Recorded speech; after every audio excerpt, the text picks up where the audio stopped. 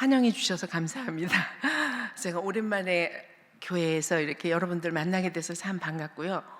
또 아는 분들이 많아서 제가 자꾸 웃기도 하고 반갑고, 저쪽 왼쪽 끝에서부터 오른쪽 끝까지 목사님까지 다 아는 분들이 많아서 참 반갑습니다. 그리고 또 잘 모르시는 분도 계시죠. 그래서 아까 소개해 주셨던 것처럼 제가 신일교에서 사실은 10년 동안 사역을 하다가 밖에서 또 교회를 개척하고 일을 하다가 은퇴했어요. 그리고 다시 교회에 와서 여러분을 만나게 돼서 정말 반갑고요. 오늘 크리스찬의 향기 에티켓이라는 제목으로 여러분과 하나님 함께 크리스찬의 삶이 어떠해야 되는지를 나누고자 합니다. 이렇게 위임 목사님과 우리 모든 성도님들과 이렇게 만나게 되고 또 이런 귀한 시간을 저에게 허락해 주셔서 감사드립니다. 저는 신일교회에서 10년 동안 사역을 하면서 이제 세 가지 좀 의문이 있었어요. 첫 번째는 뭐냐면 우리가 선교도 하고 전도도 하고 또 많은 헌신을 하잖아요. 크리스찬들이 힘에 겹도록 많은 봉사를 하는데 왜 세상에서는 우리를 칭찬하지 않는가? 이제 그것이 첫 번째 의문이었고요. 전에는 크리스찬들에 대한 기대가 참 많았어요.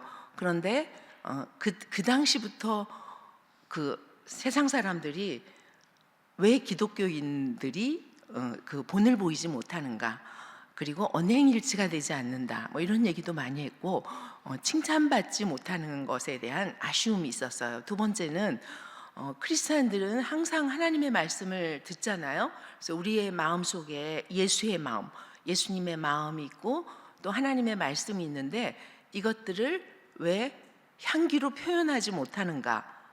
그래서 우리를 보고 저 사람 같으면 나도 예수 믿고 싶다, 이런 마음을 갖지 못하는지에 대해서 또 의문이 생겼습니다. 그러면 세 번째, 크리스찬의 이미지를 바꿀 수는 없는가? 좋은 이미지로 우리가 하는 것들을 잘 표현할 수 있는 그런 것들을 교육을 했으면 좋겠다라는 생각을 했습니다. 그런데 어느 날 금요 구역회 때 한 예절 강사가 왔어요. 대한항공 승무원 출신이었는데 예절 강사가 와서 앞에서 예절 강의를 하고, 저는 교육자이기 때문에 저 뒤에 앉아서 그 강의를 듣고 있었습니다. 그 강의를 들으면서 제 생각에 교회에 대해서 좀 아는 분이 예절 강의를 하면 참 좋겠다, 그런 생각을 하게 됐습니다. 그러다 보니 제가 교회에서 어느덧 10년이 되었고 또 어떤 좋은 일을 하고 싶은 마음이 제 안에 항상 있었는데 10년이 되고 보니까 그 이야기를 들으면서 저 강의를 좀 더 기독교적으로 하면은 어떨까라는 생각이 들었어요. 그때 제 마음속에 너가 하면 좋겠다라는 그런 마음이 생긴 거예요. 왜냐하면 저도 대학을 졸업하고 대한항공에서 승무원으로 근무를 좀 했었습니다. 그러다 보니까 예절 교육을 받았어요. 가자마자 매너 교육을 시키더라고요. 왜냐하면 사람을 대하는 직업이었기 때문에 그것들이 저의 교회 생활에 또 많이 도움이 되었어요. 교회에 대해서 이제 잘 알고 10년 동안 이제 교회가 돌아가는 걸 다 보았고 또 교인들을 또 많이 알게 되었고, 제가 승무원이었기 때문에 그 교육을 받고 보니까, 제가 예절 교육을 받으니까 몸이 먼저 인사를 하게 되고 어른들을 존중하게 되고 또 실제로는 제 마음도 예의 바른 마음을 가져야 되겠다라는 마음이 제 마음에 생기는 거예요. 그래서 교육을 하면 바뀌겠구나, 이미지가 바뀌겠구나라는 생각을 하게 됐습니다. 그래서 교회를 사임하게 됐고 그 다음에 또 나가서 예절 자격증도 다시 받게 됐고 또 석사 과정도 예절 다도학이라는 게 있어요. 그래서 그런 것도 다시 공부를 했어요. 교회 강사가 되려고 그렇게 공부를 했는데 제가 또 많은 시간 또 대학에서 강의를 하라고 해서 또 리더십 강의를 하고, 그 강의 가운데도 매너, 이미지 메이킹, 시간 관리, 자기 관리, 대인 관계 매너, 이런 것들을 또 배우면서 가르치게 되었습니다. 그 후에 또 하나님께서 교회를 개척하라는 마음을 주셔서 또 개척을 해서 유치원 중심으로 한 13년 동안 사역을 하다가 은퇴를 하게 되었고, 다시 제가 신일교회에 와서 예배를 드리게 되었습니다.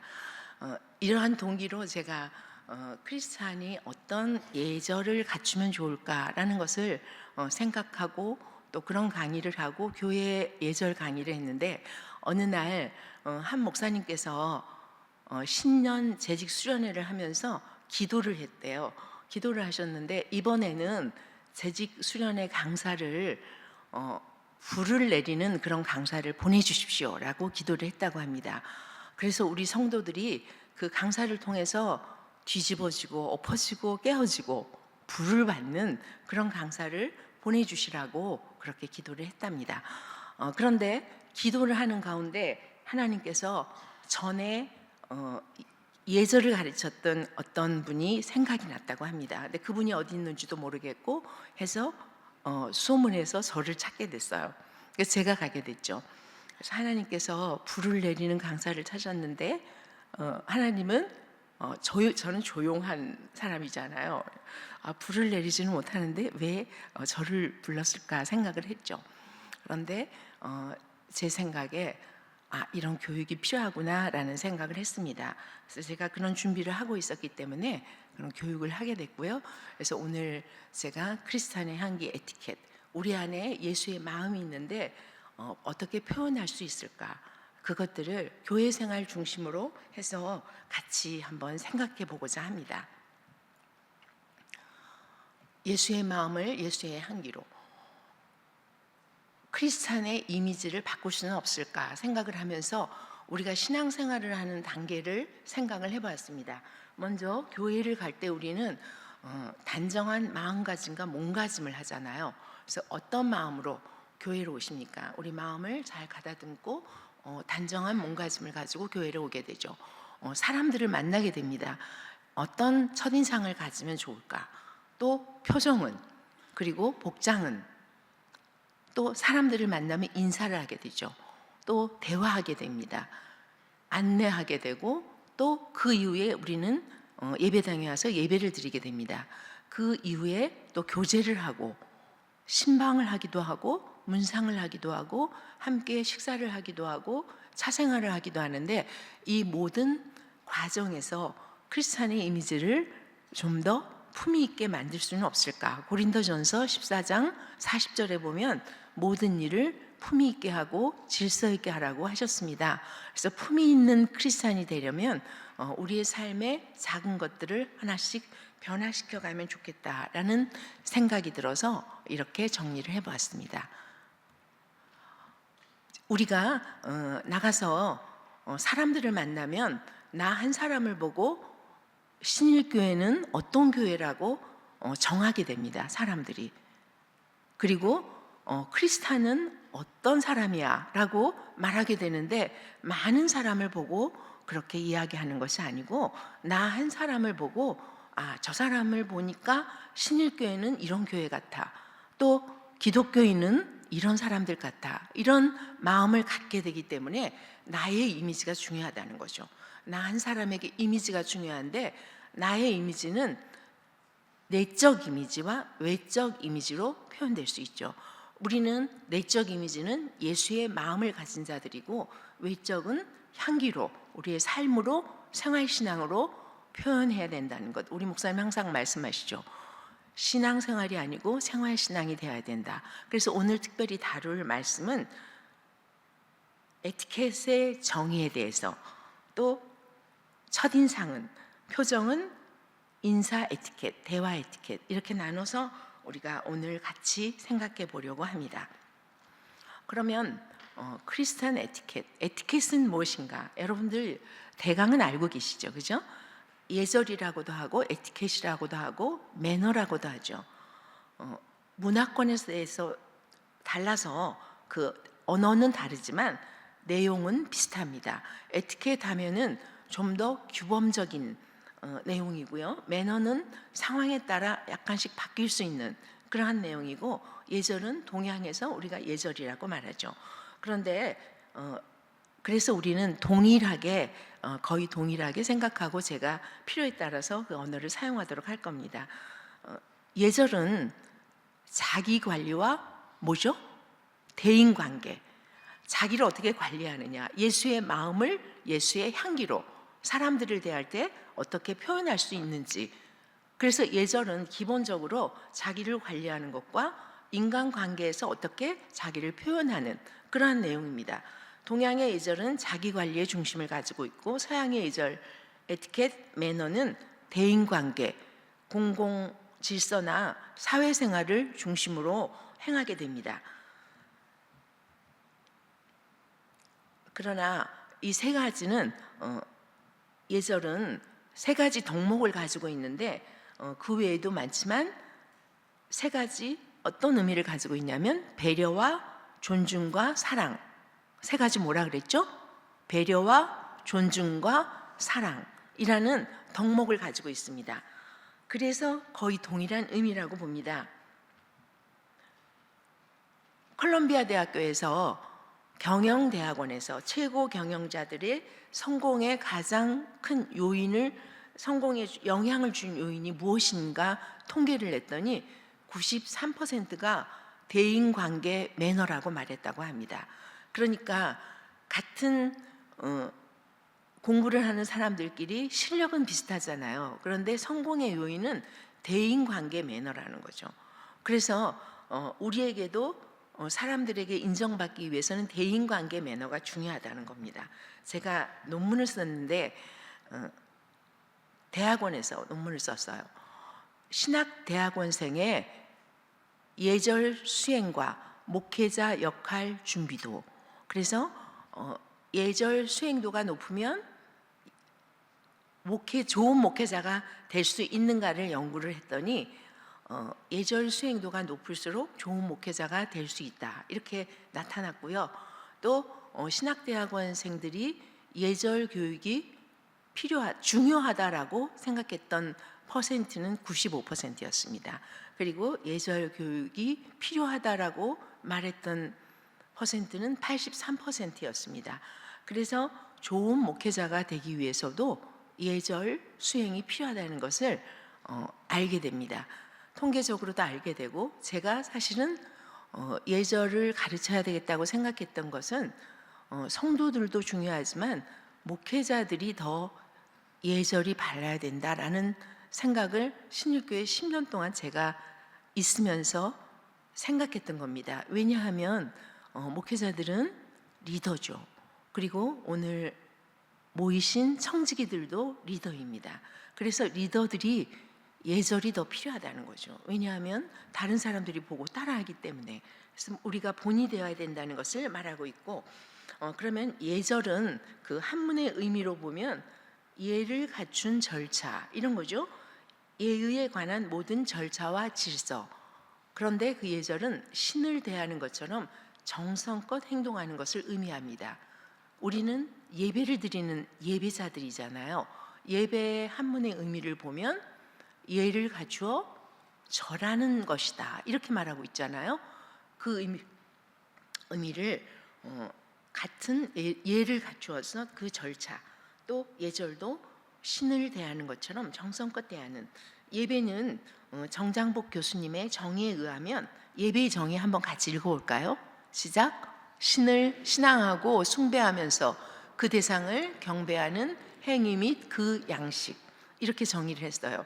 또 우리에게 주신 은혜에 감사하는 시간이 바로 예배의 시간이죠. 그래서 우리나라는 또 우리는 예배에도 예절이 필요하다는 것을 생각하게 되었고 우리나라는 예로부터 동방예의지국이라는 말을 들어왔습니다. 그런데 지금은 우리나라는 예의 없는 나라처럼 그렇게 보여집니다. 그래서 우리나라가 다시 예절 교육을 하고 또 그래서 우리가 세계 예의지국으로 다시 세워질 수 있는 그날을 기대해 봅니다. 그러면 에티켓의 시작은 누구일까요? 우리에게 최고의 에티켓을 보여주신 분은 누구일까요? 네? 예수님이죠? 그죠? 네. 어떻게 왜 예수님이 최고의 에티켓을 우리에게 보여주신 분입니까? 하나님께서 우리를 배려해 주셨죠. 죄인인 우리를 위해서 그 아들을 인간의 모습으로 보내주셨습니다. 그리고 죄인인 우리들을 하나님의 자녀로, 아름다운 하나님의 자녀로 존중하여 주셨습니다. 그리고 예수님은 우리를 위해서 십자가에서 대신 죽으셨고, 또 성령님이 우리를 인도해 주심으로 우리를 예절 바른 크리스찬으로 살게 하십니다. 하나님은 요한일서 4장 8절에 자신이 사랑이라고 말씀하셨습니다. 아까 예절은 세 가지 덕목이 있다 그랬죠. 뭐였죠? 배려와 존중과 사랑. 그죠? 그 세 가지가 예절이라고 하면 하나님이 최고의 에티켓을 우리에게 보여주신 분입니다. 그분을 따라서 말씀대로 살아간다면 우리도 최고로 예절 바른 성도들이 될 것입니다. 그러면 그래서 크리스찬 에티켓의 정의를 해봤습니다. 한번 같이 읽어볼까요? 시작. 삼위일체 하나님을 믿는 크리스천들이 예수 그리스도의 영성과 인격을 예배를 포함한 삶의 모든 영역에서 나타내는 삶을 사는 것이다. 네, 공감하시죠? 그래서 크리스찬들이 모든 삶의 영역에서 우리의 영성과 인격을 표현해내는, 나타내는 삶을 사는 것이다 그랬어요. 그러면 크리스찬 에티켓의 대상은 누구일까요? 우리가 누구에게 예절 바르게 대해야 될까요? 편안하게 대답해 보세요.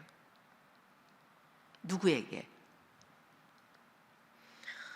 크리스찬 에티켓의 대상을 마가복음 12장 29절에서 31절까지 같이 읽어보겠습니다. 예수께서 대답하시되 첫째는 내 마음을 다하고 목숨을 다하고 뜻을 다하고 힘을 다하여 주 너의 하나님을 사랑하라 하신 것이요 둘째는 내 이웃을 내 자신과 같이 사랑하라 하신 것이라. 이보다 더 큰 계명이 없느니라. 아멘. 그러면 여기 나오죠. 우리의 에티켓의 대상은 누구죠? 먼저 하나님께 대하여, 그리고 내 이웃을 너의 자신과 같이 사랑하라 하셨습니다. 그래서 자신에 대해서 또 이웃에 대해서 이렇게 세 분야로 나눠봤는데, 예절은 아까 그랬잖아요. 자기관리와 대인관계라 그랬죠. 나와 상대에 대해서, 그리고 크리스찬 에티켓은 하나님께 대해서. 이렇게 우리가 예절 바른 사람이 된다면 그 에티켓의 대상은 우리의 가정이 되고 기업이 되고 직장이 되고 사회가 되고 민족이 되고 또 세계 선교를 할 때도 필요하다고 그렇게 선교사님들이 말씀하시는 것을 들었습니다. 그러면 우리가 전도할 때 어떻게 전도하면 좋을까? 그래서 제가 에티켓 전도라고 이름을 붙여봤습니다. 에티켓 전도는 무엇인지 같이 읽어볼까요? 에티켓 전도는 크리스천이 하나님의 말씀에 합당한 인격과 품위 있는 에티켓을 갖추고 예수의 마음입니다. 이웃에게 호감을 주는 대인관계를 통해서 예수의 향기를 나타내므로 전도의 열매를 맺는 전도 방법이다. 어때요?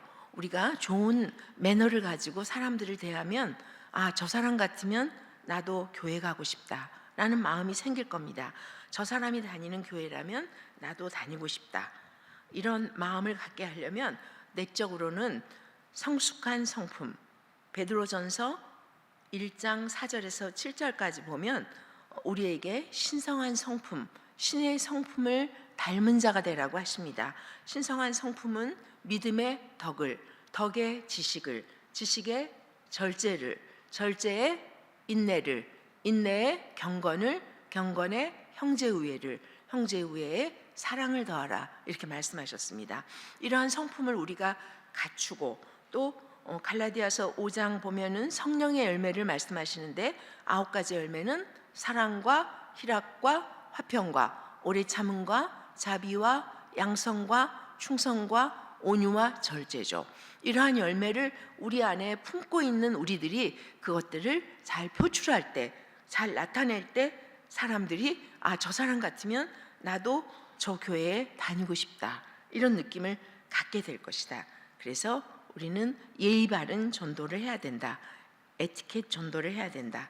이렇게 우리가 함께 나누었습니다.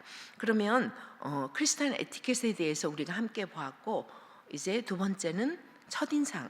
첫인상이 에티켓의 기초라고 그렇게 말했습니다. 그런데 첫인상이 결정되는 시간은 얼마 정도일까요? 말씀해 보세요.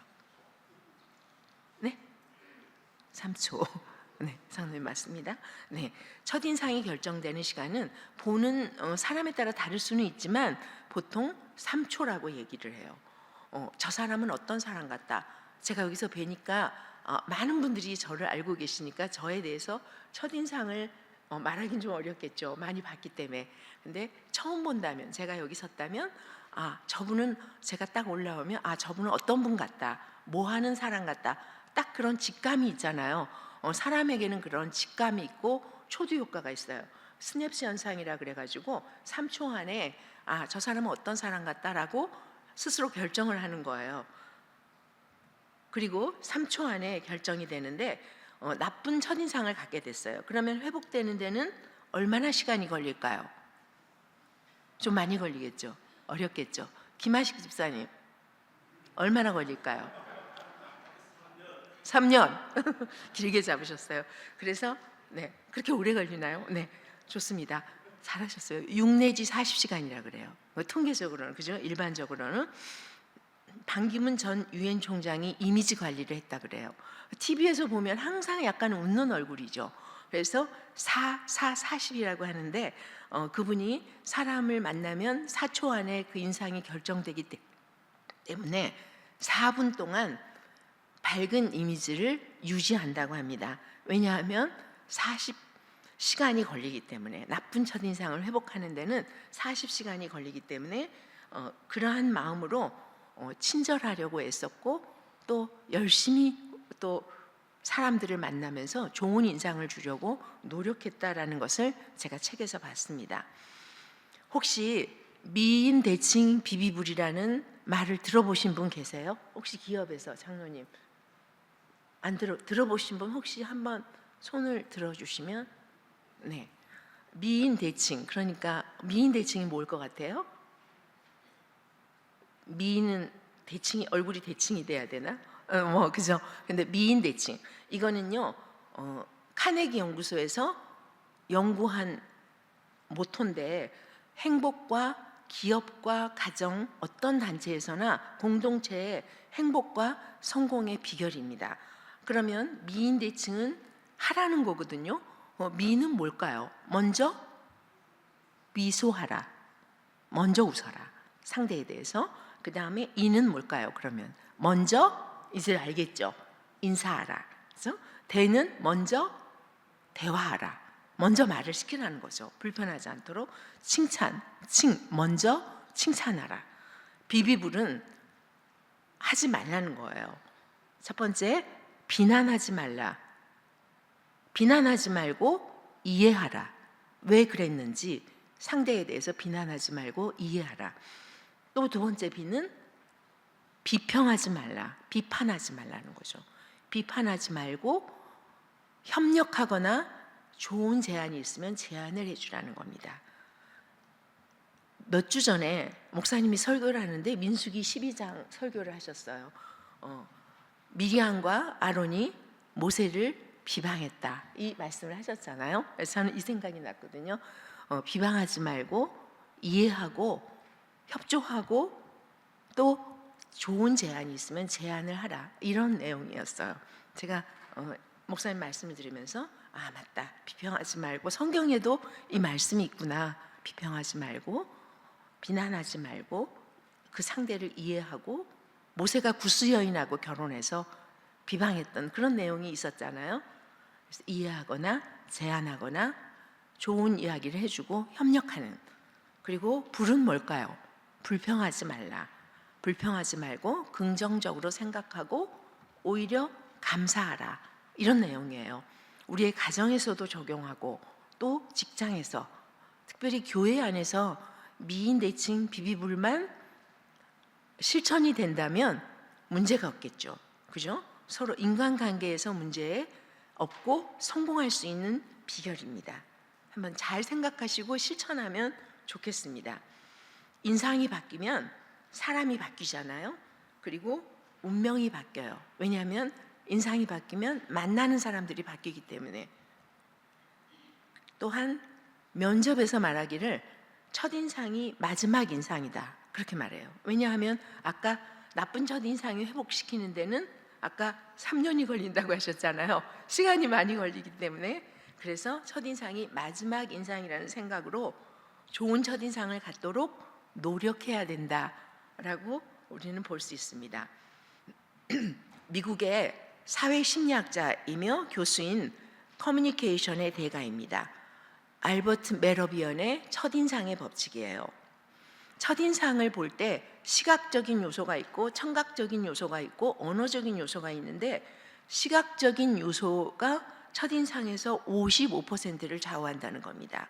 또 목소리나 말투, 청각적인 요소가 38%, 또 말의 내용을 듣고 저 사람은 어떤 사람 같다 결정하는 경우가 7%라고 합니다. 그러니까 어떤 논리라든가 성경의 말씀이라든가 그러한 기준에는 적용되지 않아요. 이것은 커뮤니케이션과 첫인상에서 적용되는 법칙이죠.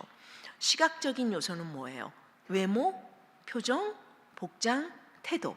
그죠? 중요하겠죠. 그래서 우리가 아무렇게나 하고 교회에도 올 수 있어요.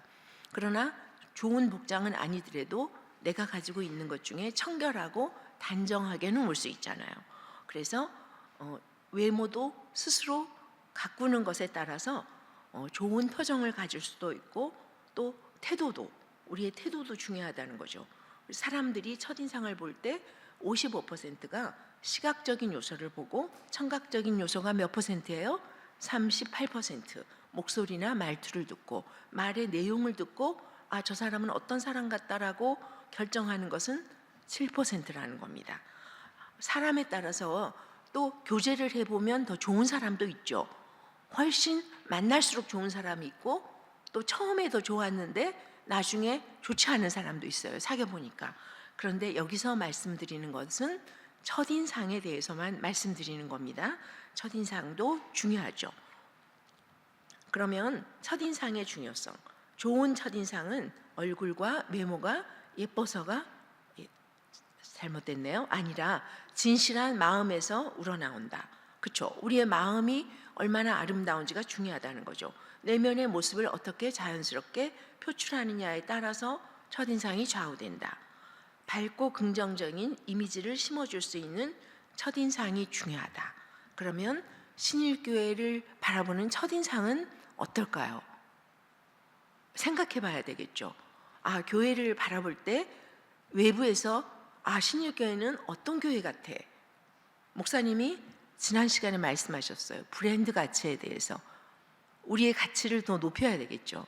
그래서 첫인상은 어때야 되는지 한번 생각해 보아야 될 내용이라고 생각합니다. 그 다음 표정. 표정은 호감을 주는 표정을 가져야 되는데 항상 기뻐하는 밝은 표정. 사실 우리가 항상 기쁘지는 않잖아요. 기도 제목도 많고 살다 보니 어려움이 굉장히 많아요. 그런데 그래도 교회를 오면 기쁘잖아요. 하나님이 기뻐하라 하셨고 교회에 오면 우리에게 평안과 기쁨을 주시기 때문에 표정은 첫인상을 결정하는 아까 중요한 시각적인 요소 중에 하나였죠. 표정은 또한 감정을 전달하는 커뮤니케이션의 수단이 됩니다. 밝은 표정은 문화 경쟁력 시대인 21세기에 무형의 가치가 있죠. 그래서 윌리엄 제임스는 웃음과 행복과의 관계를 이렇게 말합니다. 같이 읽어보겠습니다. 행복하기 때문에 웃는 것이 아니고 웃기 때문에 행복한 것이다. 다시 한번. 행복하기 때문에 웃는 것이 아니고 웃기 때문에 행복한 것이다. 저는 이 말씀을 생각하면서 저도 참 많이 생각을 해요. 아, 정말 제가 행복하지 않다고 느껴질 때도 참 많거든요. 여러분은 어떠세요?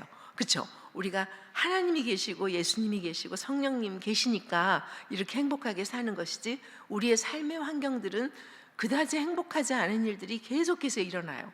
기도 제목도 하나 해결되면 끝났나 하면 또 새로운 기도 제목이 생기죠. 그래서 또 기도해야 되고 정말 잠시도 쉴 틈이 없이 하나님은 우리에게 기도의 제목들도 주시고 문제 가운데 살게 하십니다. 그런데 행복하기 때문에 웃는 것이 아니고 우리가 웃기 때문에 행복한 것이다. 이해가 충분히 되는 말이죠. 그래서 윌리엄 제임스라는 분이 이렇게 말씀을 하셨어요. 심리학자가. 그래서 우리들도 웃기 때문에 행복한, 하나님이 기뻐하라고 하셨기 때문에 기뻐하는 우리의 삶이 되었으면 좋겠어요. 우리가 문제를 다 해결하고 살 수는 없어요.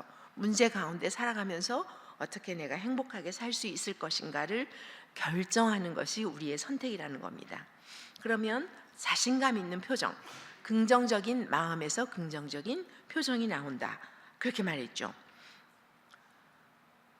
우리에게는 부정적인 정서가 굉장히 많아요. 그래서 그것을 긍정적으로 바꾸기 위해서 긍정 심리학자 마틴 셀리그만은 이렇게 말합니다. 부정적인 정서를 바꾸기 위해서, 긍정적인 정서를 바꾸기 위해서는 세 가지를 행하라고 합니다. 먼저 용서하라, 먼저 감사하라, 그리고 웃어라. 그래야지 우리 심리가 부정적인 마음을 버리게 되고 긍정적인 마음을 갖게 된다는 겁니다. 저도 노력을 해요. 먼저 용서하고 또 감사하고 웃어라. 웃을 일이 그렇게 많은가요? 그렇지 않죠. 그래도 웃고 또 웃기 때문에 행복하다고 했죠. 날마다 그래서 살짝 미소를 짓는 연습을 해야 되죠. 연습을 해오겠습니다. 리지, 이런 말, 뭐 다른 것도 있지만은 우리 사진 찍을 때 많이 하잖아요.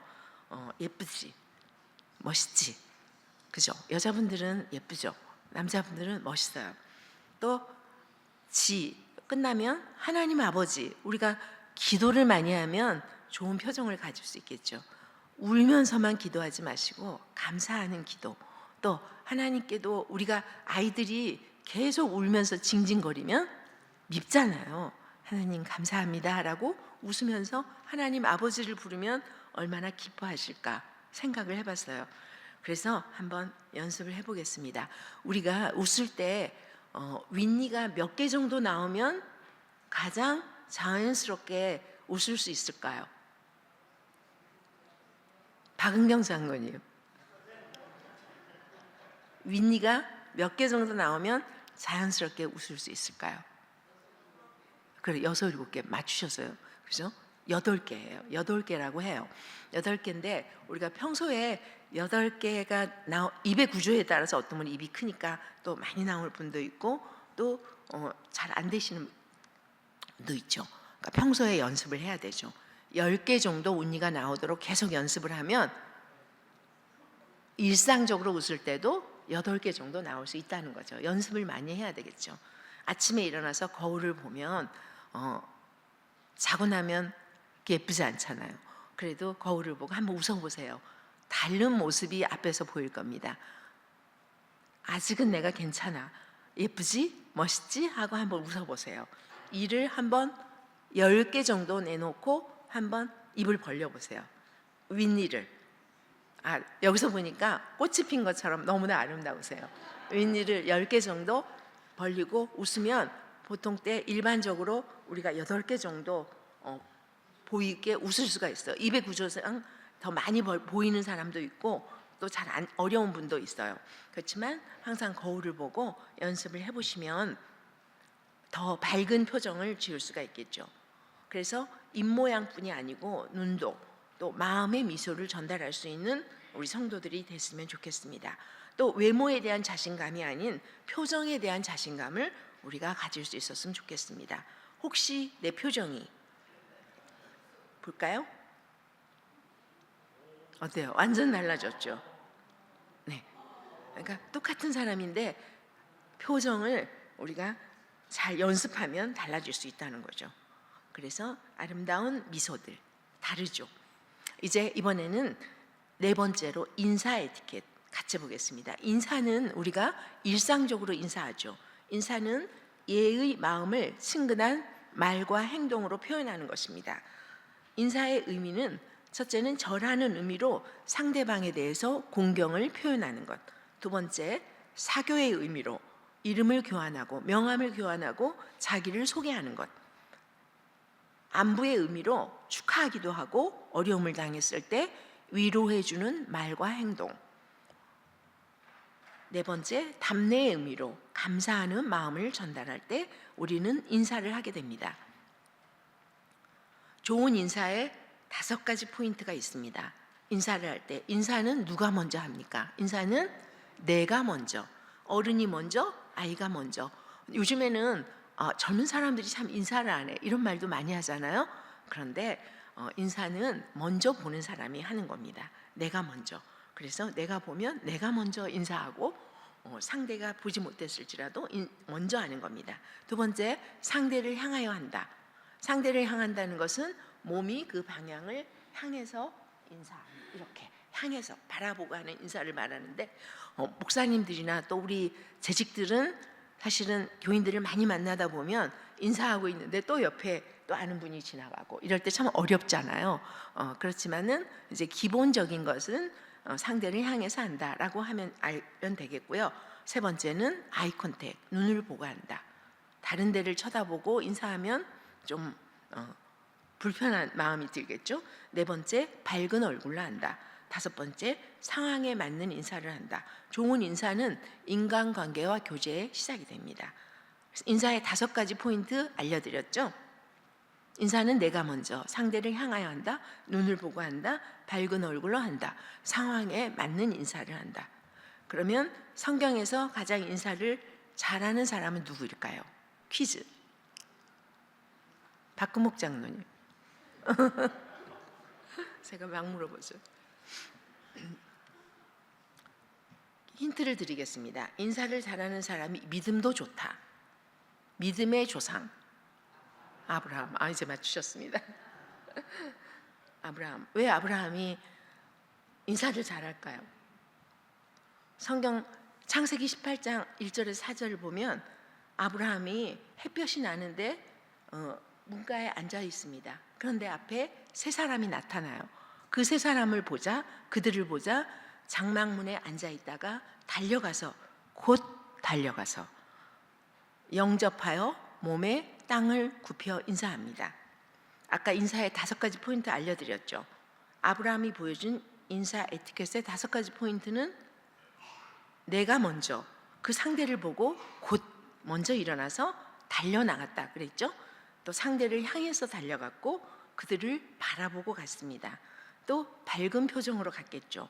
왜냐하면 그들을 환영하고 영접해서 우리 집에 오셔서 음식을 좀 먹고 가소서 이렇게 말씀하셨기 때문에 상황에 맞는 인사, 그들을 존중하는 모습으로 몸을 땅에 굽혀 인사하는 모습, 우리의 절하는 모습하고 비슷하죠. 그래서 인사를 잘하는 분이 아브라함이다. 믿음이 좋은 사람이 인사도 잘한다. 맞죠? 아브라함이 보여준 믿음의 행동, 정중한 인사였습니다. 부지 중에 천사를 대접한 아브라함, 그 중에 하나님도 계셨죠. 그래서 하나님은 아브라함을 나헤봇 아브라함이라고 말씀하십니다. 그리고 바로 기도에 응답을 해주십니다. 여호와께 능하지 못한 일이 있겠느냐? 내년 이맘때 사라에게 아들이 있으리라.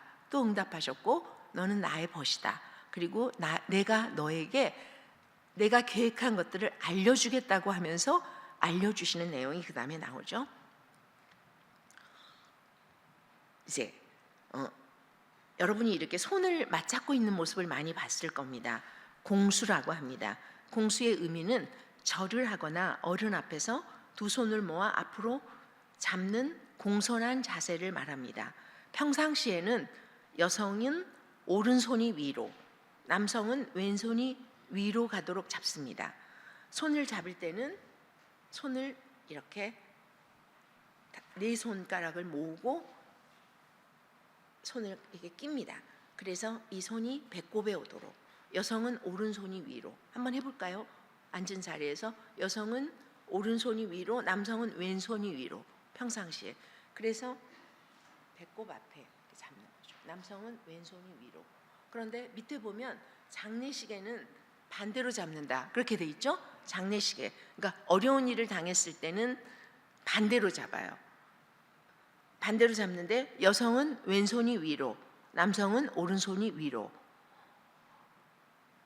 이러한 절과 공수의 내용은 조선 중기의 유학자 김장생이 편집한 예서인 가래집남에 기록된 내용들입니다. 1685년에 간행되었고 절의 동작을 그림과 함께 설명하고 있습니다. 그래서 공수는 평상시에는 여성은 어떤 손이 위로요? 오른손이 위로. 남성은 왼손이 위로. 또 장례식에서 어려운 일을 당했을 때, 그러니까 보통은 제례와 장례식에서라고 말하는데 우리는 제사를 하지 않으니까 크리스찬은 장례식에서 가면은, 우리가 문상을 가면 꽃을 헌화하고 잠깐 기도하잖아요. 그때 손을 잡을 때는 남성은 오른손이 위로, 여성은 왼손이 위로. 그 모습을 보면 아, 저분은 예절을 아는 분이구나, 잘 모르시는구나 라고 알 수 있어요. 근데 대부분 잘 모르세요. 제가 기독공보회 신문에 보니까 이번에 그 비행 사고가 나서 총회에서 임원들이 전부 내려가서 위로하고 기도하는 모습이 사진에 기독공보에 찍혀 있는데, 그 상황은 어려움을 당한 상황이니까 어떻게 손을 잡으면 좋겠어요? 전부 다 목사님들이, 남성 목사님들이 가셨더라고요. 왼손이, 오른손이 위로 가야 돼. 남성이니까 오른손이 위로 가야 되겠죠? 그래, 어려움을 당했을 때는. 그래서 공수를 할 줄 알면 예의를 조금 지킬 수가 있죠. 그래서 예의를 아는구나라고 알 수도 있고, 우리가 예의 바른 행동을 할 수가 있습니다. 인사의 종류, 아까 5번째 상황에 맞는 인사를 해야 된다고 했잖아요. 그래서 정중한 인사는 큰 경례라고 하는데 45도 인사입니다. 보통 인사는 30도, 눈인사, 목례는 5도 내지 15도, 또 때로는 악수를 하기도 하죠. 여기 인사하는 모습이 있죠. 인사를 할 때 아까 말씀드렸던 것처럼 공수를 하고 인사를 할 수도 있고요. 또 공수를 하는 게 남자분들은 때로 불편할 때도 있잖아요.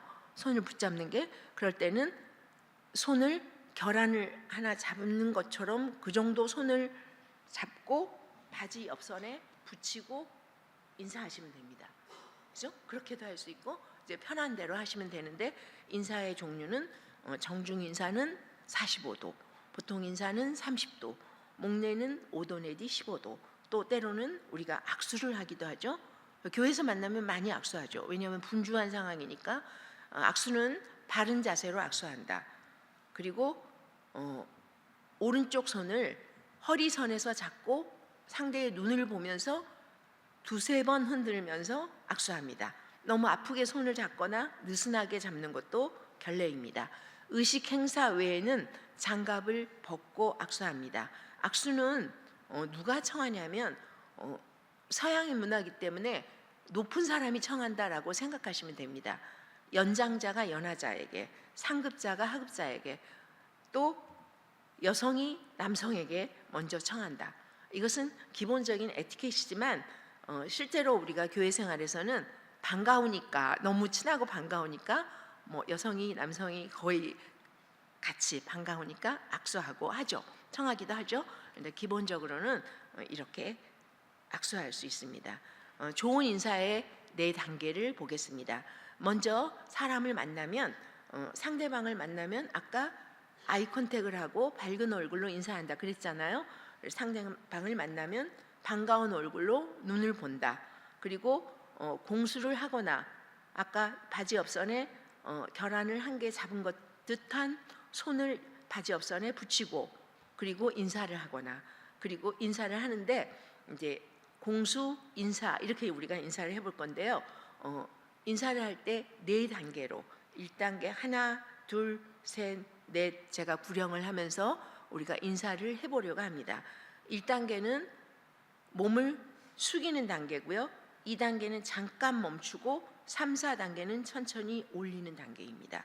그래서 내릴 때 먼저 숙이고 잠깐 멈추고 셋, 넷 이렇게. 그런데 빨리 해야 되겠죠.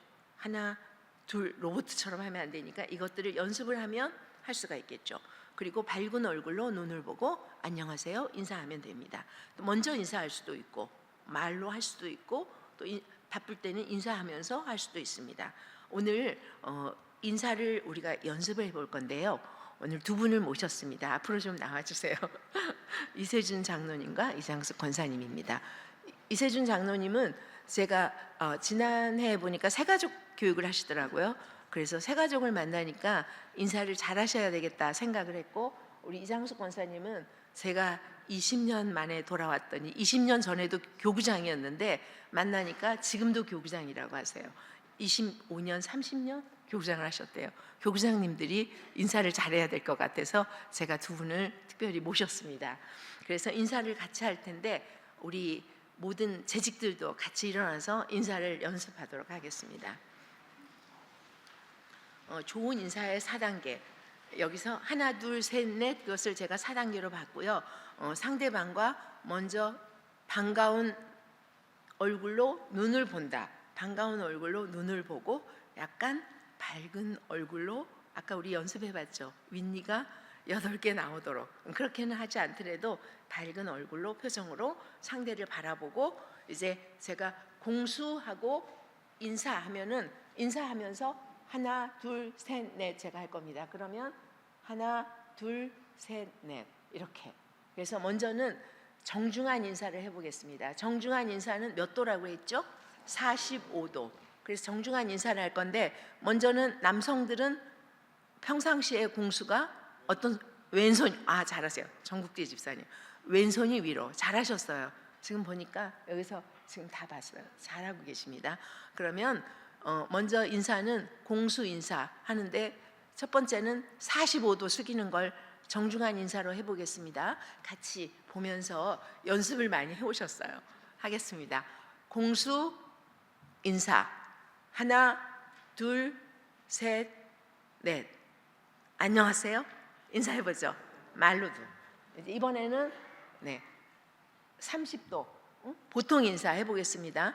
같이 제가 오신 것은 같이 연습하면서 같이 바라보고 인사하는 모습을 보여드리기 위해서 그렇게 했고요. 이제 30도 인사는 보통 인사입니다.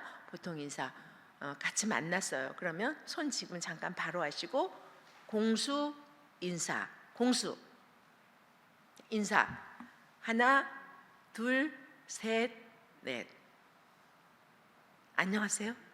네, 안녕하세요. 이렇게 인사하는 거. 이제 30도 인사 연습 한 번만 더 해볼까요? 먼저 밝은 얼굴로 상대를 보고 눈을 보고 공수 공수 공수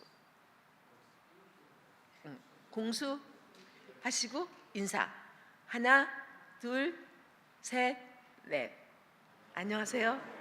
잘하셨어요. 그렇게 하시는 거예요. 이번에는 목례를 해보겠습니다. 목례는 보통 이렇게 간단하게 하는 인사잖아요. 그러나 연습을 한번 해보겠습니다. 바로 공수 인사 하나 둘 셋 넷 안녕하세요. 네, 먼저 말할 수도 있고 나중에 말할 수도 있고 중간에 말할 수도 있는데 우리가 연습은 그렇게 하고요. 그 다음에 이제 이번에는 공수를 하고 인사하기도 하지만 손을 옆선에 붙이고도 인사한다고 했죠. 그럼 이번에는 45도 그대로 인사를 하겠습니다. 인사 45도입니다. 하나 둘 셋 넷 안녕하세요. 네, 다시 한번 이번엔 30도 인사입니다.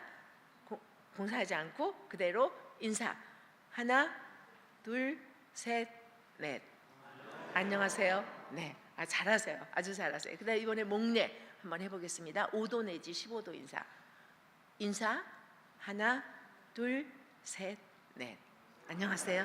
네, 이제 인사 잘하실 수 있겠죠? 네, 그럼 마지막으로 한 번만 더 해보겠습니다. 가장 많이 하는 인사는 30도 인사, 보통 인사이기 때문에 한번 공수도 연습해 볼 겸 공수 인사를 해보겠습니다. 공수 인사 하나 둘 셋 넷 안녕하세요. 네, 만나서 반갑습니다. 우리 이세준 장로님, 이장수 권사님 수고하셨습니다. 박수 쳐드리고 이제 앉으시면 되겠습니다. 이제 우리가 5번째는 상황에 맞는 인사를 해야 된다고 했죠. 아침에 만나면 활기찬 표정과 태도로 상대에도 기분이 좋도록 그렇게 인사를 하고 같은 교인을 자주 만났을 때 처음에는 보통 인사를 하지만 또 목례를 하기도 합니다. 그런데 자주 만나면 눈인사를 하고 간단하게 목례를 하고 지나가면 좋겠죠. 웃는 표정으로. 길을 가고 있는 어른을 만났을 때 제가 길을 가는데 어른이 오세요. 그러면 어른이 오시면 길을 잠깐 비켜서 잠깐 멈추고 인사하고 지나간 후에 지나가기도 하고 앞에서도 어른을 뵈면 인사하고 또 지나가기도 하고, 그죠? 인사하고 가는. 또 길을 걷고 있는 어른을 만났을 때도 인사를 하고, 반드시 인사를 하고, 또 인사를 정중한 인사, 보통 인사를 할 수 없을 때는 목례를 하고 눈인사라도 하고 지나치면 안녕하세요 인사하면 좋겠죠. 봉사 중이거나 일하고 있거나 화장실에서 때로는 만났을 때는 그냥 눈인사를 하거나 꼭 인사를 하지 않아도 괜찮겠습니다. 새로운 새가족을 만났을 때 어떻게 여러분 인사하세요? 이수진 장로님 새가족을 만났을 때 어떻게 인사하셨어요? 새가족 교육을 계속 하셨던데. 밝은 얼굴로 반가운 표정으로 인사하셔야 되겠죠. 아, 잘 오셨습니다. 제가 이제 밖에 있으면 이제 새로운 분들이 오잖아요. 그러면 어떻게 인사하면 좋을까? 반갑습니다. 참 잘 오셨습니다. 저희 교회에 잘 오셨습니다. 제가 무엇을 도와드릴까요?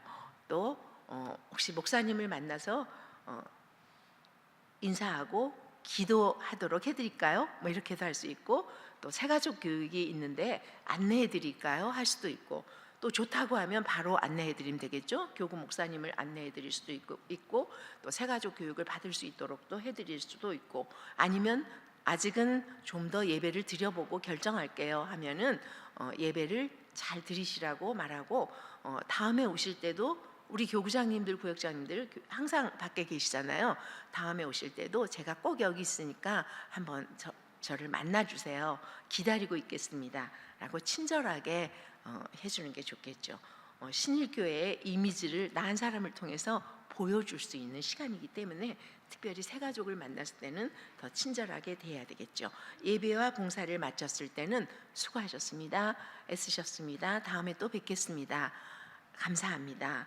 같이 또 이렇게 일하니까 참 즐겁고 좋은 시간 가졌습니다. 라고 인사를 하면 좋겠죠. 다섯 번째, 대화 에티켓.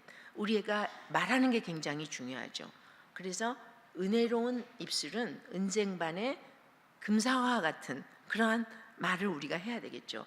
하나님 성경에 보면 정말 우리가 표현할 수 없는 아름다운 말들이 정말 많아요. 그래서 놀랍죠. 하나님이 이렇게 아름다운 말을 쓰실 수가 있나 생각하죠. 잠언 25장 11절입니다. 같이 읽어보겠습니다. 경우에 합당한 말은 아로 새긴 은쟁반의 금사관이라. 어떻게 이렇게 아름다운 표현을 할 수 있을지, 우리의 말도 은쟁반의 금사과 같은 그러한 정말 은혜로운 말을 할 수 있는 우리 성도들이 되었으면 좋겠습니다. 그래서 먼저는 교인 간의 호칭이 중요하죠. 부를 때 우리가 친해지면 쉽게 부르기도 하지만 우리가 교회에서 만났으니까 교회에서는 직분에 님을 붙여서 불러주는 게 중요합니다. 그래야지 서로를 존중하고 배려할 때 관계가 더 오래가죠. 친하다고 해서 함부로 대하면 그 관계가 깨질 때는 굉장히 불편하게 됩니다.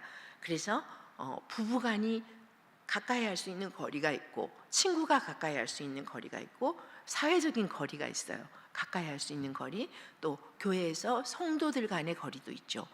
모든 것을 예의 바르게 할 때 관계가 더 오래 갈 수 있습니다.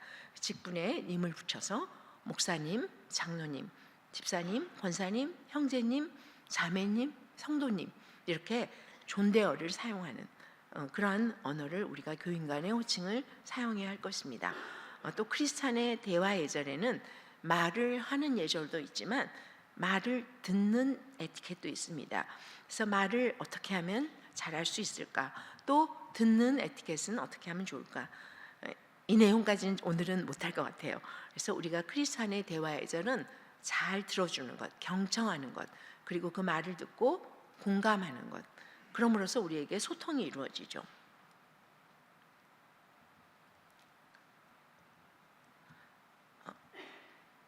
말을 하는 에티켓, 여기까지만 보겠습니다.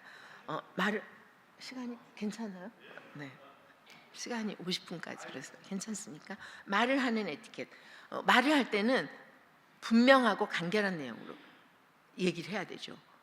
얘기를 하다 보면 너무 길게 얘기하면 저도 이제 상담을 많이 했었잖아요. 교인들하고 너무 길게 얘기하면 또 한 일들이 많으니까 그래서 목사님들하고 상담하거나 또 우리 재직들 간에도 서로 이야기할 때 간결하게 하고, 두 번째는 대화의 인원수를 생각한다. 지금은 제가 다 말하고 있잖아요. 설교할 때도 목사님 다 말씀하시죠. 그런데 이제 그런 경우가 아니고 회의를 하거나 토론을 할 때는 대화의 인원수대로, 예를 들어서 10분 동안 우리가 대화를 하게 되는데 10명이 한다면 한 명이 몇 분 정도 이야기하면 좋을까요? 1분 정도. 그러니까 그런 것을 생각하면서 대화를 해야 되겠죠. 뭐 회장님이 회의를 할 때 의견을 물을 때 얘기를 하는 분은 계속하고 안 하는 분은 안 하고, 이렇게 하지 않도록 의견을 물어본, 집사님은 어떻게 생각하세요? 라고 물어보면 좋겠죠. 전욱 집사님 어떻게 생각하세요? 말씀 안 하고 계시는데 의견을 물어보는, 이렇게 해서 n분의 1 정도로 그 시간을 나누어서 대화의 인원수대로 대화를 하라는 거죠. 중요한 사항은 3번은 중요한 사항은 뭐부터 말하라 그랬어요? 결론부터. 이제 우리 재직들이 목사님한테 교인들의 상황을 알려주잖아요. 그럴 때도 어떤 분이 이렇게 아파서 입원했습니다. 그래서 이제 먼저 이야기를 하고 결론을 이야기하고 상황을 설명해 줘야지, 그 이야기를 처음부터 끝까지 쫙 설명하고 나중에 결론을 이야기하면 무슨 이야기를 하시려고 하는 거지? 10분 동안 이야기를 했는데 무슨 얘기인지 아직 잘 몰라요. 그래서 결론을 먼저 알려드리고 그 다음에 이야기하는 게 중요하겠다. 결론부터 말한 후 설명한다. 직장에서도 마찬가지죠. 또 그리고 네 번째는 사실과 실제로 있는 일과 내 의견은 구별해서 이야기해야 되죠. 내 의견을 사실처럼 막 이야기하면 잘못된 이야기가 돌아다닐 수도 있잖아요. 왜곡될 수도 있으니까 분명하게 사실과 자신의 의견을 구별해서 이야기할 수 있는. 5번은 농담하거나, 물론 친해지면 가까워지면 말을 쉽게는 하지만 농담하는 말, 아첨하는 말, 스스로 자랑하는 말은 주의해야 되겠죠. 우리의 교회인들 관계에서도. 또 6번은 조용한 음성으로, 너무 시끄럽지 않게 자기 의견을 좋은 어휘와 말씨와 속도를 가지고 이야기해 주면 좋겠습니다. 7번은 상대의 어려운 말, 비밀, 허물을 말하는 것은 주의해야 합니다. 예를 들어 구역 모임에서나 또 어떤 단체에서 기도 모임에서 이야기했던 나는 다른 사람에게는 알리고 싶지 않아, 이런 것들도 있잖아요. 개인적인 이야기는 철저하게 본인이 이야기하지 않을 때까지 비밀을 지켜주는 게 중요하겠죠. 그리고 특별히 다른 사람의 허물, 또 그 가정엔 이런 어려움이 있어, 이것들을 기도할 때 정말 진실한 마음으로 기도해 주는 것이 아니고 허물을 비방하는 마음으로 이야기하고 다른 사람을 비하하는 그러한 어투로 말하는 것을 정말 교회에서는 주의해야 할 것입니다. 힘든 일을 말할 때 오히려 더 상처를 입고 교회를 떠나는 경우도 있거든요. 8번은 또 연령, 학력, 또 신체, 가족, 사항, 경제적인 것, 이러한 사생활을 묻는 것은 주의해야 합니다. 예를 들어서 우리가 어떤 사람을 새 가족을 만났는데 이런 것들을 막 우리나라 사람들은 많이 물어보잖아요. 근데 그것들이 불편해서 교회를 안 나오는 경우도 꽤 있어요. 그런데 한 2번, 3번 만나고 나면 친해지면 말하지 말라고 해도 다 이야기하게 되잖아요. 기도도 부탁하게 되고, 그죠? 스스로 다 이야기하게 되죠. 그런 경험을 하게 되니까 사생활을 말하는 것들은 주의하고, 또 어려운 기도 제목이 있을 때 교회에 목사님께 말씀드려서 주보에 내고 함께 기도하는 것은 어떨까요? 또 원하지 않으면 또 그냥 기도해 드리고 교육자들에게만 이야기해서 함께 기도한다거나 이렇게 하면 좋겠죠. 성별이나 여성, 남성이나 지역 감정을 유발하는 말은 특별히 주의해야 됩니다. 고향끼리 모이거나 지역끼리 모이거나 이런 것도 주의해야 되겠죠. 그러면 상대에게 불편함을 줄 수가 있기 때문에, 그래서 그런 것은 묻지 않고, 또 서로 알게 되면 또 우리는 예수 안에 한 가족인데 이런 것으로 자꾸 분리를 해나가면 우리나라도 남북이 분리가 됐고 작은 나라가 또 동서가 분리가 된 이런 어려운 일 때문에 우리나라가 지금 여러 가지 어려운 상황인데 교회에서는 이러지 않았으면 좋겠다, 그런 생각이 듭니다. 또 상대의 의견에 대해서 질문을 하거나 다른 의견이 있을 때는 정중하게 양해를 구하고 제가 이런 것은 잘 몰라서 묻는데 하고 질문할 수 있겠죠. 그리고 상대와 다른 의견이 있을 때는 정중하게 양해를 구하며 말하고, 또 장점을 말할 때는 공개적으로 해도 좋습니다. 그런데 상대의 단점을 말할 때는 회의석상에서 단점을 막 말하면 회의석상이 불편해지죠. 그래서 단점을 말할 때는 개인적으로 제가 생각하는데, 제 생각엔 이런데 어떠세요? 라고 이야기할 수 있겠죠. 또 말할 때 시선이나 표정, 자세는 공손한 자세로, 상대를 존중하는 자세로 말을 해야 되겠습니다. 개방적인 표현을 가슴에 하면 좋겠어요. 그래서 가능하면 긍정적인 표현을 하라. 아까 긍정적인 정서를 갖기, 부정적인 정서를 긍정적인 정서로 바꾸기 위해서는 첫째, 용서하라, 감사하라, 웃어라 그랬죠. 마틴 셀리그만이. 그래서 긍정적인 표현을 우리가 많이 사용해야 합니다. 두 번째는 명령형이 아닌 이거 하세요가 아니고 청유형으로 같이 하자, 같이 합시다, 이렇게 얘기해야 된다는 거죠. 내가 솔선수범을 하면서 해야지 같이 감동할 수 있다는 거죠. 3번, 상대방의 의견을 구할 수 있는 질문형을 사용하라.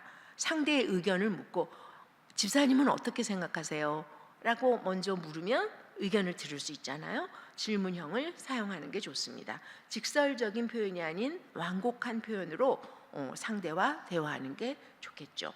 I 메시지를 사용하는 게 좋습니다. I 메시지, 우리는 보통 당신은 왜 그래? 너는 왜 그래? 이런 얘기를 많이 하죠. 집사님은 왜 그래요? 이런 얘기를 많이 하죠. 그런데 그거보다 I 메시지, 나는이라고 하는, 먼저 내 의견을 말하는 걸로, 상대를 비방하는 것이 아니고. 아론과 미리암이 모세를 비방하잖아요. 왜 구스 여인과 결혼을 했냐, 뭐 이러면서 어려움을 당하게 되잖아요. 나는 모세는 이스라엘의 민족의 지도자인데 이방 여인과 결혼을 하니 우리의 신앙이 흔들리지 않을까 걱정이 돼, 이런 식으로 얘기했다면 그렇게 크게 화를 내지는 않겠죠. 그래서 나는, 당신은 왜 맨날 늦게 와요? 당신은 왜 나한테 말하지도 않고 연락도 없이 늦게 와요? 이런 얘기 많이 하잖아요. 당신이 잘못했으니 고치시오, 이런 얘기거든요. I 메시지를 사용할 때는 나는 당신이 늦게 오면 무슨 일이 생기지 않았는지 걱정이 돼요, 이렇게 얘기하면 훨씬 낫겠죠. 그죠? 부드럽죠. 한번 적용해서 대화를 해보면 좋은데, 시간 관계상 I 메시지, 나는 당신의 이런 행동을 볼 때 염려가 돼요 라고 얘기를 하면 훨씬 부드러운 대화가 됩니다. I 메시지를 사용하고, 또 말을 듣는 에티켓도 중요하죠. 경청하는 게 중요하죠. 공감하고 수용해 주는 것. 로젠버그가 한 말인데, 우리는, 한번 같이 읽어볼까요? 우리는 다른 사람의 느낌과 욕구에 귀를 기울임으로 더 많은 이야기를 할 수 있다 그랬어요. 그래서 경청함으로 더 많은 이야기를 할 수 있다.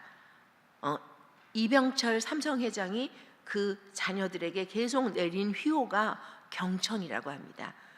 그 지도자일수록 많이 들어주는 게 중요하다, 그렇게 말했죠. 그래서 듣기는 더 중요한 대화 예절이다. 경청하는 것, 잘 들어주면 잘 들어주는 사람하고는 이야기하고 싶은데 계속해서 자기 얘기만 하면 대화하는 것들이 불편해지죠. 상대방을 바라보고 잘 듣는 자세, 수용하는 자세, 적절한 반응으로 공감하는 것, 공감을 잘 듣고 있습니다 표시해야 되겠죠. 다른 생각하지 않고 집중해서 경청하는 것. 그러다 보면 다른 사람이 이야기할 때 나를 위한 경청, 자신을 발견하게 되죠. 우리는 이제 설교를 들을 때 생각해 보면, 잘 들으면 먼저 새로운 나를 발견하게 돼요. 그리고 그 말을 들으면서 공감하게 되죠. 너와 나를 위한 경청, 함께 들으면서 듣고 있지만 같이 공감하게 되고 서로를 상생하게 되죠. 모두를 위한 경청은 창조적인 공존을 하게 됩니다. 공감대를 형성하게 된다, 그런 얘기죠. 5번째, 상대의 의견을 들은 후 정중하게 의견을 말한다. 말도 듣지 않고 막 얘기하는 것이 아니고 잘 듣고 경청하고 내 의견을 이야기한다. 6번째, 듣는 중 자리를 비울 때에는 양해를 구한다. 많은 사람이 있을 때 잠깐 한 사람이 비울 때는 신뢰가 되니까 잠깐 나갔다 와도 되겠죠. 그러나 이제 1대1로 이야기하거나 뭐 두세 명이 이야기할 때는 잠깐 양해를 구하고 자리를 뜬다. 중요한 사항은 반드시 메모하는 습관을 갖는다. 적자생존이죠. 그래서 메모하는 습관을 갖는 게 굉장히 성실해 보이고 기억할 수도 있고 중요합니다. 호감 가는 대화법. 먼저는 이름을 기억하기. 이름을 기억한다는 것은 사람들에게 관심이나 호감을 이끌 수 있는 중요한 일이죠. 바로 이름을 기억하는 것이 중요합니다. 특별히 교회에서 우리가 새로 오신 분들 이름을 기억해주고 누구 성도님 하고 이름을 불러주면 어떻게 내 이름을 알지? 굉장히 반가워하죠, 그죠? 그래서 우리는 이름을 기억해주는 것이 중요하자. 또 일부러도 구역 식구들 이름을 외워야 되겠죠. 그리고 가까운 사람들 이름을 외워서라도 그 이름을 불러주면 굳었던 다쳤던 마음도 열립니다. 상대방의 이름을 기억해 준다는 것은 상대를 존중하고 인정하는 것이므로 대화의 문이 열리게 되죠. 두 번째, 맞장구 치기. 동의형 맞장구. 아, 그렇군요. 공감형 맞장구. 그런 일이 있었군요. 격려형 맞장구. 아, 정말 그래서요? 라고 계속해서 이야기를 하도록 이끌어주는 거죠. 정리형 맞장구. 이야기가 길어질 때 네, 한마디로 이런 말씀이군요. 중간중간 정리해 주는 거. 제가 어떤 목사님을 만났는데 사실은 두 번째 만나서 그렇게 대화하지 않았어요. 근데 그분이 저에게 이야기하는 것은 미국에서 오신 목사님이었는데 굉장히 이 말씀을 잘 하시더라고요. 아, 그렇군요. 아, 그런 일이 있었군요. 아, 그래요? 제게 계속 이렇게 얘기를 하는 거예요. 잘 모르는 목사님이었는데 제가 제 얘기를 막 계속 하고 있는 거예요. 그래서 아, 그렇구나. 아, 저분이 제 얘기를 잘 듣고 있으니까 제가 계속해서 이야기를 하는 거예요. 상대에게 말할 수 있도록 들어주는 거죠. 그래서 공감해주고 동의해주고 또 격려해주고 아, 그랬어요. 정말 그랬어요. 그리고 아, 이런 말씀이군요 라고 한 번씩 정리를 해주면 그분이 또 다음 이야기를 할 수 있도록 해주는 맞장구치기. 상대의 마음을 여는 소픈 기법, 법이 들어가지 않는데 바디 랭귀지가 중요하다. 그래서 S는 스마일, 상대에게 말을 바디 랭귀지, 스마일, 웃는 자세로 함께 밝은 표정으로 이야기를 하는 건 굉장히 중요하죠. 그리고 오픈 포스처, 열린 자세로, 그러니까 당신의 말을 내가 잘 듣고 있습니다. 그런 자세로, 예를 들어서 팔짱을 끼거나 다리를 꼬거나 뭐 이런 자세로 듣는 것이 아니고 잘 듣고 있다라는 그러한 자세를 보여주는 것. Fold in, 앞으로 약간 기울이기. 상대를 바라볼 때 뒤로 기대고 이야기를 듣는 것이 아니고 약간 기울이면서 당신의 얘기를 내가 잘 듣고 있습니다 라고 보여주는. 그리고 아이 컨택, 터치 했는데 우리가 이제 뭐 상황에 따라서 또 때로는 기도할 때도 손을 잡고 기도해 줄 수도 있고 그런 것들은 굉장히 위로가 되죠. 아이 컨택, 눈을 보고 상대의 말을 내가 잘 경청하고 있습니다. 그런 표정을 보여주는 것도 중요하겠죠. 나드라는 것은 고개를 끄덕끄덕 거리는 것. 제가 여기서 이제 여러분들이 보이는데 약간 듣고 있습니다. 네, 이렇게 표정을 보여주면 금방 제가 더 잘 말할 수가 있겠죠. 상대를 잘 말할 수 있도록 경청하는 모습이 보입니다.